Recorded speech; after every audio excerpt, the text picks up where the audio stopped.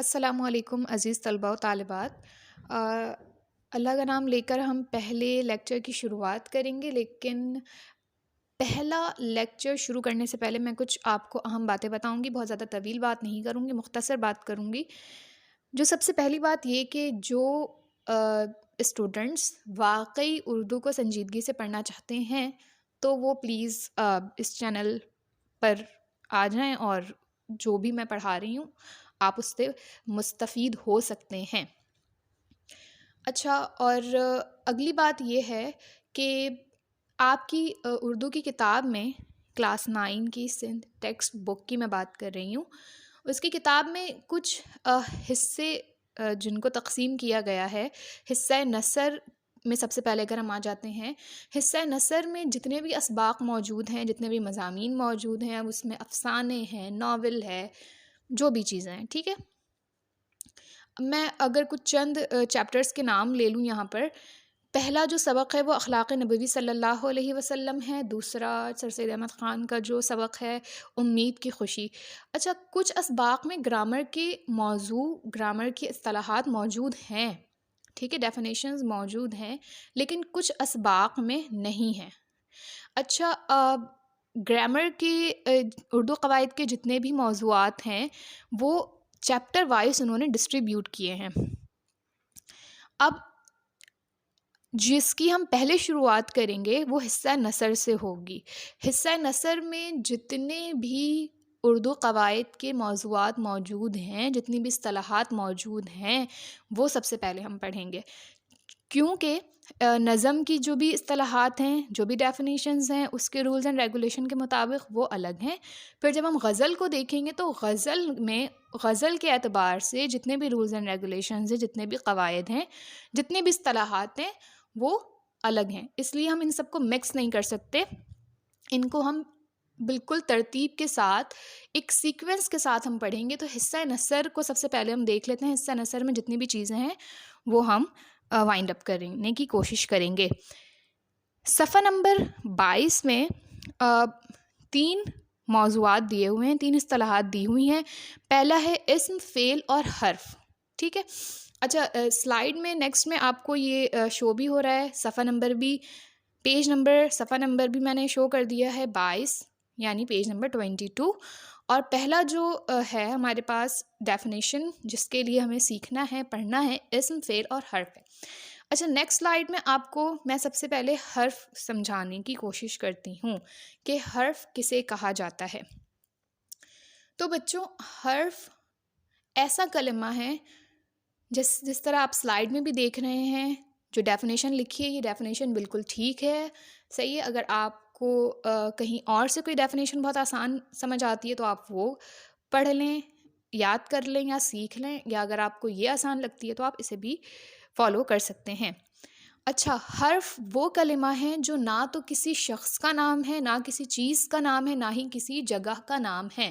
یہ بات سب سے پہلے آپ کو اپنے ذہن میں بٹھا لینی ہے کہ حرف کسی شخص کا نام نہیں ہے، کسی بھی چیز کا نام نہیں ہے، اور نہ ہی کسی جگہ کا نام ہے۔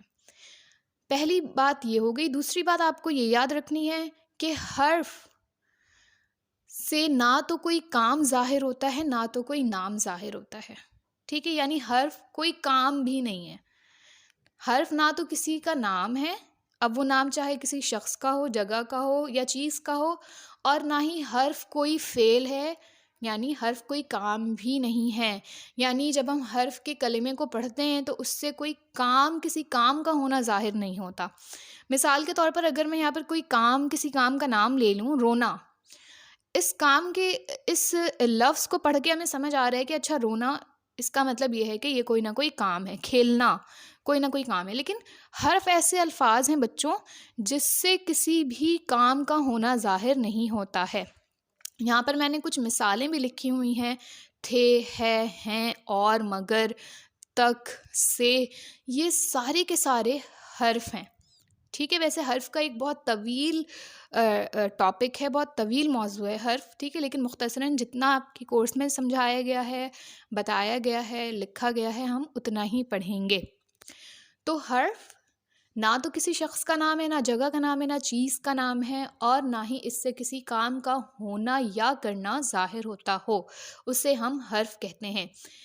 آپ کی بک کے صفحہ نمبر 22 میں کچھ مشق دی ہوئی ہے، ٹھیک ہے۔ اب آپ کو اگر حرف کی ڈیفینیشن، حرف کی تعریف اچھی طرح سے سمجھ آ گئی ہوگی تو آپ اسے بآسانی سولو کر لیں گے، حل کر لیں گے، اور تب بھی اگر آپ کو کوئی مشکل درپیش ہوتی ہے تو میں حاضر ہوں، میں آپ کو ضرور بتاؤں گی۔ مثال میں یہاں پر کچھ دے چلتی ہوں تاکہ آپ کو سمجھ بھی آ جائے۔ میں نے اسلم سے پوچھا، میں نے اسلم سے پوچھا۔ اب یہاں پر جو حرف سے ہے، جو کلمہ سے ہے، دراصل یہ حرف ہے کیونکہ یہ دو جملوں کو جوڑ رہا ہے آپس میں۔ حرف کا کام یہ بھی ہوتا ہے کہ وہ دو جملوں کے حصوں کو جوڑ کر ایک بامعنی جملہ بنا دے۔ اگر میں کہوں میں نے اسلم پوچھا، میں نے اسلم پوچھا، تو یہ جملہ نامکمل ہے، انکمپلیٹ ہے، یہ ہمیں کوئی سینس دے ہی نہیں رہا۔ تو اب ہمیں یہاں پر ایک حرف کی ضرورت پڑ گئی جس سے ہم سے کہہ رہے ہیں۔ تو پتہ یہ چلا کہ حرف جو ہے وہ جملوں کو جوڑنے کے لیے بھی استعمال کیا جاتا ہے۔ میں اور علی کل باغ کی سیر کو گئے تھے۔ اب یہاں پر میں اور، یہاں پر اور جو ہے وہ حرف ہے کیونکہ یہاں پر یہ دو اسموں کو بھی جوڑ رہا ہے، ٹھیک ہے۔ تو بچوں یہ بات آپ کو امید ہے کہ کلیئر ہو گئی ہوگی۔ اگر میں آپ کو اگلی مثال دوں، میرے پاس بال بھی ہے اور میرے پاس گیند بھی ہے اور بلہ بھی ہے، تو یہاں پر بلہ اور گیند جو ہے وہ دو اسم ہیں۔ اب یہ دو اسموں کو بھی آپس میں جوڑا ہے، یعنی یہاں پر اور جو ہے وہ حرف ہے۔ آپ نے یہ بات یاد رکھنی ہے، جتنی بھی مثالیں میں نے یہاں پر لکھی ہیں وہ ساری کی ساری حرف میں آ جاتی ہیں۔ اگر آپ کو سمجھ نہیں آیا تو آپ مجھے کمنٹ سیکشن میں کمنٹ کر کے بتا سکتے ہیں، اور اگر سمجھ میں آ گیا ہے تو بہت اچھی بات ہے، نہیں بھی سمجھ آیا تو کوئی مسئلہ نہیں ہے۔ اور اگر میرا یہ لیکچر آپ کو اچھا لگا ہے، آپ کو لگا کہ میں نے بالکل ٹھیک سمجھایا اور آپ کے کانسیپٹس کلیئر ہو گئے ہیں، تو پلیز میری اس ویڈیو کو ضرور لائک بھی کیجیے اور چینل کو سبسکرائب بھی کریں، اور ان تمام بچوں سے شیئر کریں جو ابھی کلاس 9 میں موجود ہیں اور جو کلاس 9 میں جانے والے ہیں۔ آپ کا بہت بہت شکریہ، اپنا بہت خیال رکھیے گا۔ اللہ حافظ۔